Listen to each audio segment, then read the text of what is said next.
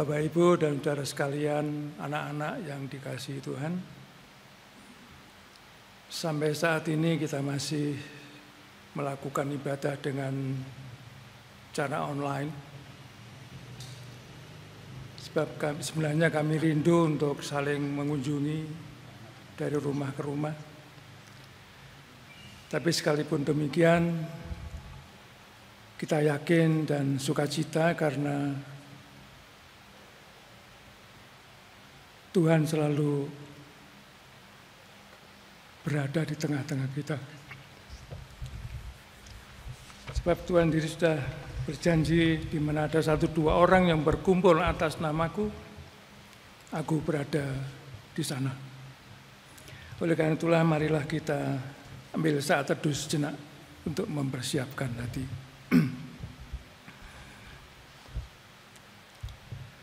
Ibadah Patuen petang hari ini kami lakukan hanya di dalam nama Allah Bapa, Allah Putra, dan Allah Roh Kudus. Salam sejahtera dari Allah Bapa dan Tuhan Yesus Kristus ada pada kami semua. Amin. Mari Bapak Ibu kita memuji dari nama Tuhan. Dari Kidung Jemaat 287B, bait 1 dan 3.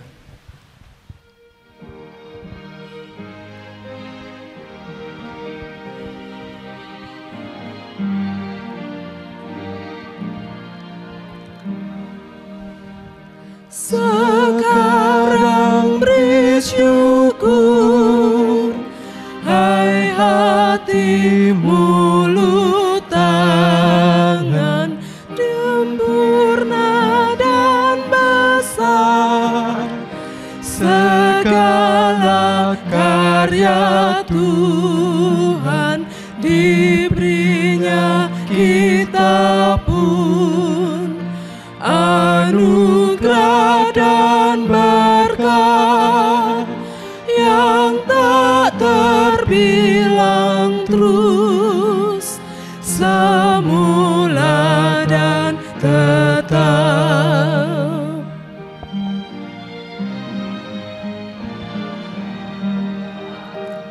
Muliakan Allah-Mu yang tiada terbandingi, Sang Bapa, Anak, Roh, di tahta Maha Tinggi, Tritunggal yang kudus, kekal terpujilah,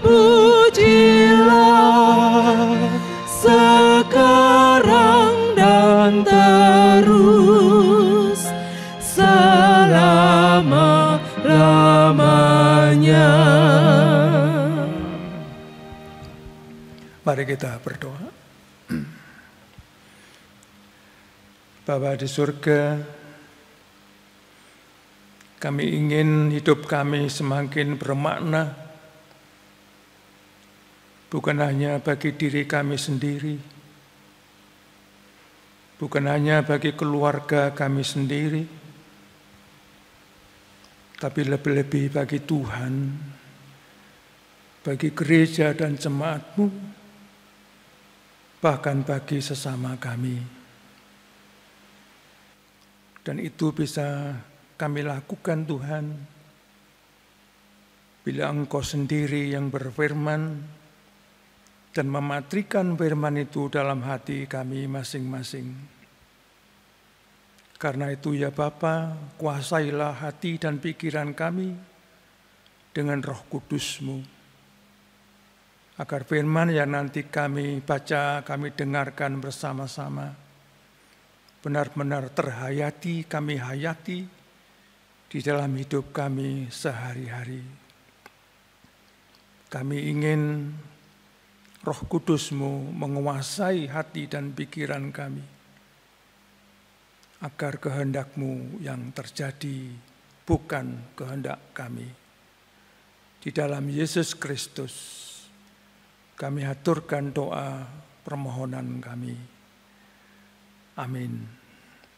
Bapak Ibu sekalian, anak-anak yang dikasihi Tuhan, firman yang akan kita dengarkan dan kita baca, Injil Lukas 16 ayat 19 sampai 31 yang akan dibacakan oleh Bapak Penetua Agus Purwanto. Firman Tuhan yang akan kita baca pada hari ini terambil dari Lukas pasal 16 ayat yang ke-19 sampai dengan 31. Yang demikian bunyinya, ada seorang kaya yang selalu berpakaian jubah ungu dan kain halus, dan setiap hari ia bersukaria dalam kemewahan. Dan ada seorang pengemis bernama Lazarus, badannya penuh dengan borok, berbaring dekat pintu rumah orang kaya itu. Dan ingin menghilangkan laparnya dengan apa yang jatuh dari meja orang kaya itu. Malahan anjing-anjing datang dan menjilat boroknya. Kemudian matilah orang miskin itu, lalu dibawa oleh malaikat-malaikat ke pangkuan Abraham. Orang kaya itu juga mati, lalu dikubur. Dan sementara ia menderita sengsara di alam maut, ia memandang ke atas, dan dari jauh dilihatnya Abraham dan Lazarus duduk di pangkuannya. Lalu ia berseru, katanya, "Bapak Abraham, kasihanilah aku, suruhlah Lazarus supaya ia mencelupkan ujung jarinya ke dalam air dan menyejukkan lidahku, sebab aku sangat kesakitan dalam nyala api ini." Tetapi Abraham berkata, "Anak, ingatlah bahwa engkau telah menerima segala yang baik sewaktu hidupmu, sedangkan Lazarus segala yang buruk. Sekarang ia mendapat hiburan dan engkau sangat menderita. Selain daripada itu, di antara kami dan engkau terbentang jurang yang sangat terseberangi, supaya mereka yang mau pergi dari sini kepadamu, ataupun mereka yang mau datang dari situ kepada kami, tidak dapat menyeberang." Kata orang itu, "Kalau demikian, aku minta kepadamu, Bapa, supaya engkau menyuruh dia ke rumah ayahku. Sebab masih ada 5 orang saudaraku, supaya ia memperingati mereka dengan sungguh-sungguh, agar mereka jangan masuk kelak ke dalam tempat penderitaan ini." Tetapi kata Abraham, "Ada pada mereka kesaksian Musa dan para nabi. Baiklah, mereka mendengarkan kesaksian itu." Jawab orang itu, "Tidak, Bapak Abraham, tapi jika ada seorang yang datang dari antara orang mati kepada mereka, mereka akan bertobat." Kata Abraham kepadanya, "Jika mereka tidak mendengarkan kesaksian Musa dan para nabi, mereka tidak juga akan mau diyakinkan, sekalipun oleh seorang yang bangkit dari antara orang mati." Demikian firman Tuhan. Yang berbahagia adalah orang yang mendengarkan firman Tuhan dan menghayatinya di dalam hidupnya. Amin. Bapak, Ibu, saudara dan anak-anak yang dikasihi Tuhan, kisah perumpamaan ini oleh Tuhan Yesus ditujukan kepada orang-orang yang selalu ingin membenarkan diri dan membanggakan kesalehan mereka, yaitu ahli Taurat dan orang-orang Farisi. Di samping itu, adegan yang ditampilkan adalah merupakan pemandangan yang sangat kontras dan memprihatinkan. Sebab betapa jauhnya perbedaan antara kehidupan orang kaya dan orang miskin yang dilukiskan di sini. Gambaran tentang kekayaan orang ini dilukiskan dengan 2 hal,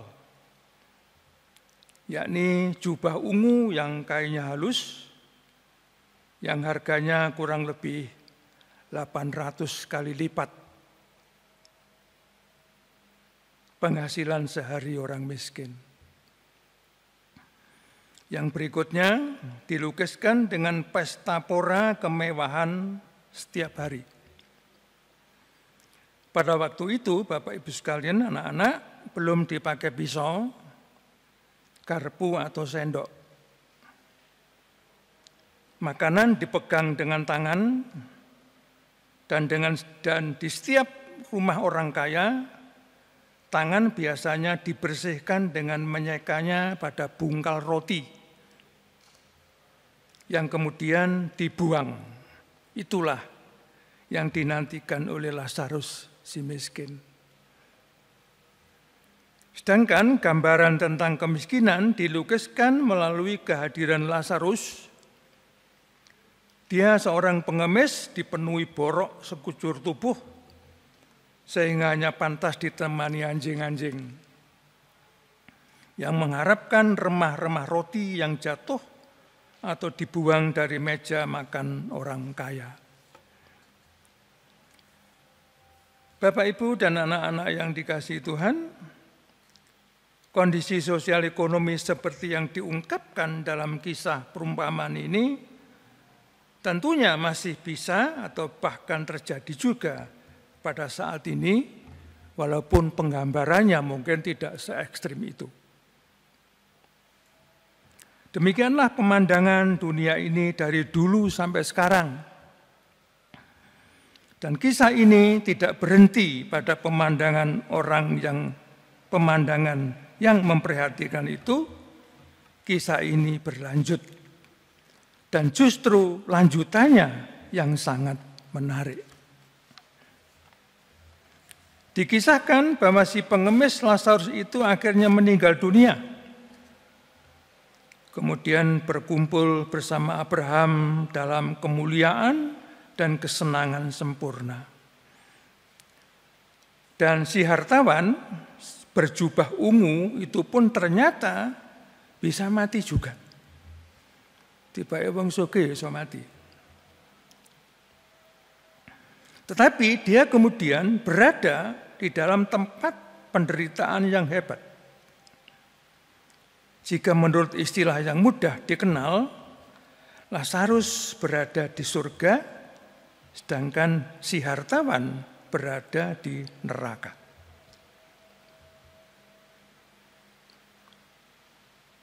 Sampai di sini Bapak Ibu, anak-anak, kisah ini masih nampak biasa-biasa saja. Namun kemudian menurut ada suatu unsur baru yang segar, yang terkesan modern. Dua alam yang semula tidak ada hubungan sama sekali, dalam kisah perumpamaan ini sekonyong-konyong dihubungkan oleh satu sistem komunikasi satelit domestik. Si hartawan mengangkat handphonenya dan memencet nomor handphone Bapak Abraham. Serta mulai percakapan yang sangat serius. Bila kita jabarkan, percakapan antara surga dan neraka itu sesuai dengan bahasa sekarang, kira-kira dapat berbunyi demikian. Halo Bapak Abraham, tolonglah Pak, saya sangat kehausan. Mohon menyuruh Lazarus untuk mengirim es teler guna menyejukkan lidah yang haus ini. Wah, sayang nak, antara kamu dan kami terdapat jarak yang tidak mungkin dijembatani. Dan kamu kan sudah pernah menikmati berbagai kenikmatan duniawi, sedangkan Lazarus tidak pernah. Jika demikian, suruhlah Lazarus mengingatkan keluargaku agar mereka tidak mengalami nasib seperti yang aku alami. Loh, mereka kan sudah memiliki kitab suci. Di situ sudah terungkap apa saja yang dikehendaki oleh Tuhan agar dilakukan manusia. Tetapi Pak, jika ada orang yang datang dari dunia orang mati dan mengingatkan mereka, mereka tentu akan bertobat. Begini anakku, jika mereka sudah menutup telinga hatinya terhadap firman Tuhan, mereka tidak akan mau bertobat walaupun ada orang yang bangkit dari antara orang mati. Dan dengan jawaban ini, Bapak Abraham mematikan handphonenya. Bisa jadi, Bapak Ibu sekalian, anak-anak, si hartawan tetap memencet nomor Bapak Abraham, tapi selalu mendapat jawaban, maaf, Anda terhubung dengan mailbox. Cobalah beberapa saat lagi. Jemaat milik Tuhan, anak-anak yang dikasihi Tuhan, kisah perumpamaan ini bersaksi tentang adanya orang-orang yang telah mencapai sukses dalam kehidupan ini, bahkan dihujani rezeki yang berkelimpahan. Sayangnya, kelimpahan berkat ini tidak dimanfaatkan dengan baik dan benar, tetapi hanya demi kepentingan diri, berfoya-foya sambil pamer kemewahan. Tidak ada secuil pun perhatian kepada orang yang berkekurangan, bahkan sedang tergeletak kelaparan di depan matanya sendiri. Dia memang tidak melakukan kejahatan terhadap orang lain. Tidak merampok, tidak mencuri, tidak korupsi harta pihak lain. Dia juga tidak mengusir Lazarus dari pintu gerbangnya. Tetapi dia melihat keadaan si miskin Lazarus sebagai sesuatu yang sudah sewajarnya terjadi. Ya, memang begitu. Tidak perlu dirisaukan. Membuang-buang nasi hanya karena lauknya tidak cocok. Padahal tetangganya belum tentu bisa makan 3 kali sehari. Banyak pasien menunggu mati di ruang tunggu rumah-rumah sakit karena antrian yang panjang. Sedang si kaya, kesleo saja mampu berobat ke luar negeri. Sekolah-sekolah favorit dikhususkan bagi yang mampu membayar dan bukan yang mampu belajar. Dan semua ini dianggap wajar. Semua ini dianggap lumrah yang memang begitu. Kalau ada murid pandai, kemudian tidak bisa melanjutkan pendidikannya karena tidak ada biaya, orang cenderung mengatakan, sayang ya, tidak ada biayanya, ya cuma itu. Bapak, Ibu, dan anak-anak yang dikasihi Tuhan, orang kaya tadi masuk neraka bukan karena apa yang dia perbuat, akan tetapi justru karena apa yang dia tidak lakukan. Yakni apa? Dia tidak memberikan perhatian kepada Lazarus. Dia tidak berbuat apa-apa guna menolong si miskin yang tergeletak di depan matanya sendiri. Disinilah letak kegagalan si orang kaya tadi. Bukan karena dia jahat, tetapi karena dia tidak bersedia berbuat baik. Hatinya tidak tergugah oleh belas kasihan, atau tidak bersedia bermurah hati. Bagi orang kaya ini, kasih adalah mencintai diri sendiri. Tuhan tidak mencela kekayaan orang, tidak. Tetapi mencela sikap orang terhadap kekayaannya. Kemudian bagaimana caranya mengingatkan orang-orang yang bersikap seperti si orang kaya tadi? Dari percakapan telepon antara surga dan neraka, jelas bahwa tidak ada kekuatan lain yang lebih hebat daripada firman Tuhan seperti yang disaksikan dalam kitab suci. yang mampu membuat orang bertobat. Masalahnya adalah asal mereka bersedia mendengar dan mempraktekkannya dalam hidup mereka. Tetapi bila mereka hanya mendengar namun tidak mau mempraktekkannya, melihat namun tidak mau mengerti, maka jangan harap ada kekuatan lain yang mampu merubah mereka.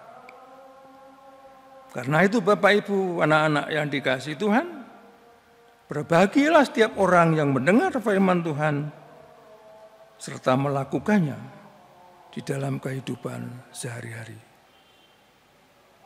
Amin.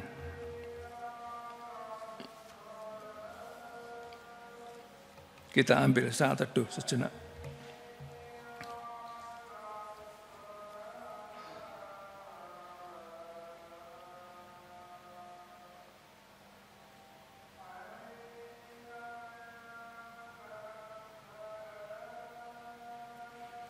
Mari Bapak Ibu, anak-anak yang dikasihi Tuhan, kita bernyanyi dari Kidung Jemaat 425, bait 1 dan 2, sementara bernyanyi kita mempersembahkan persembahan.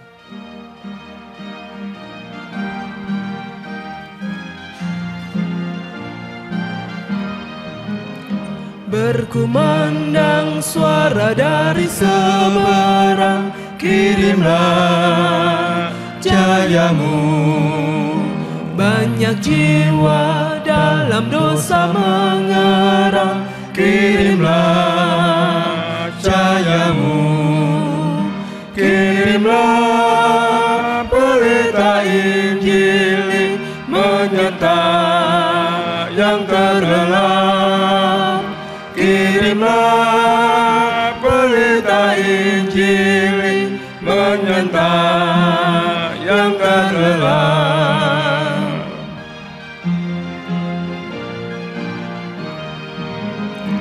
Kita telah dengar cerita dari jauh, kirimlah jayamu.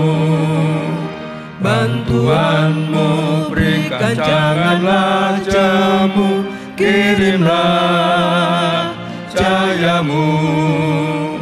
Kirimlah berita Injil menyertai yang terlelap. Kirimlah berita Injil menyertai yang terlelap. Kita berdoa. Bapa di surga, inilah kami anak-anak-Mu dengan sukacita, dengan tulus dan rendah hati, ingin mempersembahkan persembahan yang telah kami kumpulkan. Persembahan yang asalnya juga dari berkat Tuhan untuk kebutuhan kami sehari-hari. Dan sebagian kami aturkan kembali sebagai wujud sukacita kami, wujud keterlibatan kami atas berlakunya kehendak-Mu di tengah-tengah jemaat, bahkan di tengah-tengah dunia ini.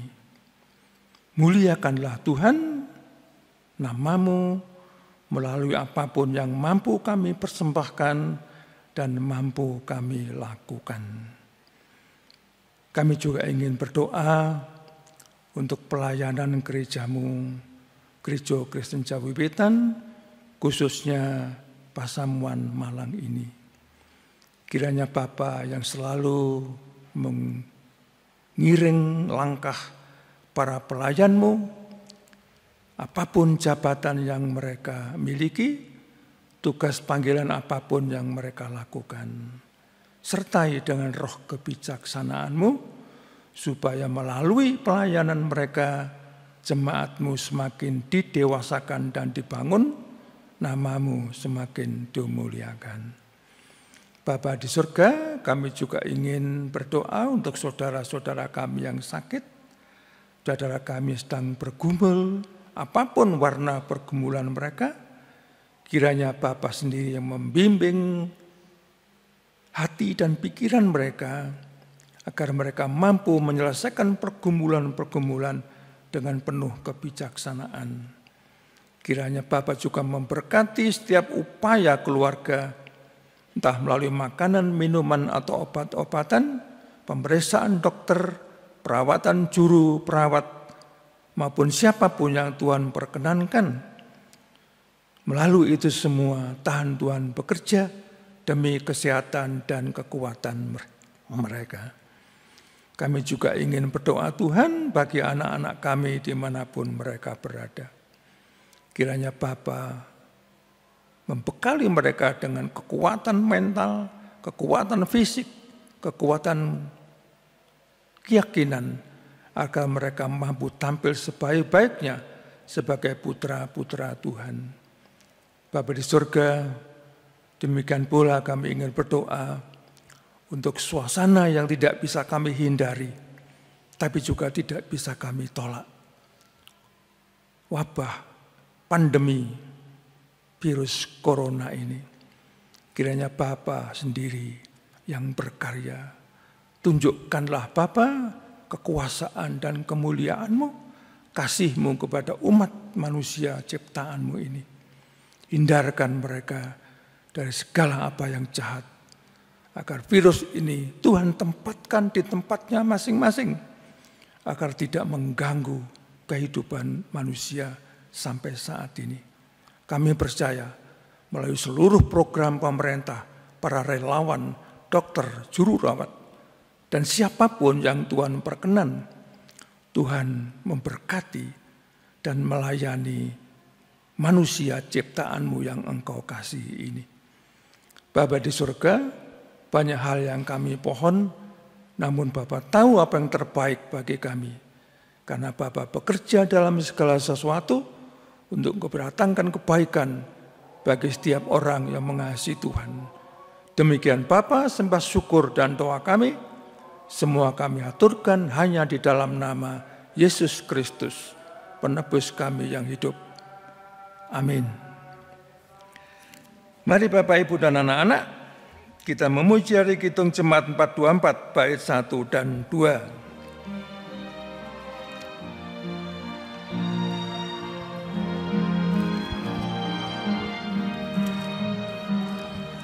Yesus menginginkan daku bersinar baginya,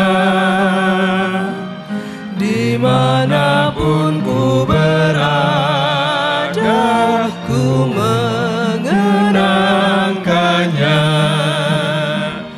Bersinar, bersinar, itulah kehendak Yesus. Bersinar, bersinar, aku bersinar terus.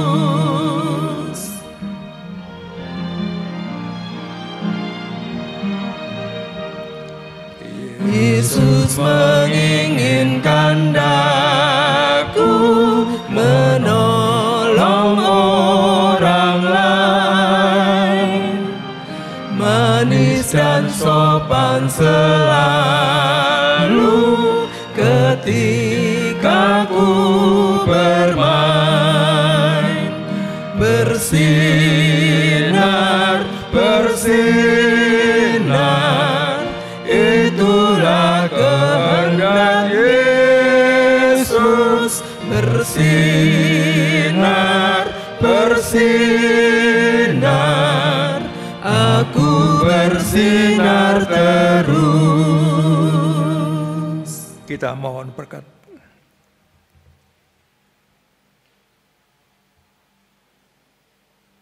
Allah yang Maha Tinggi,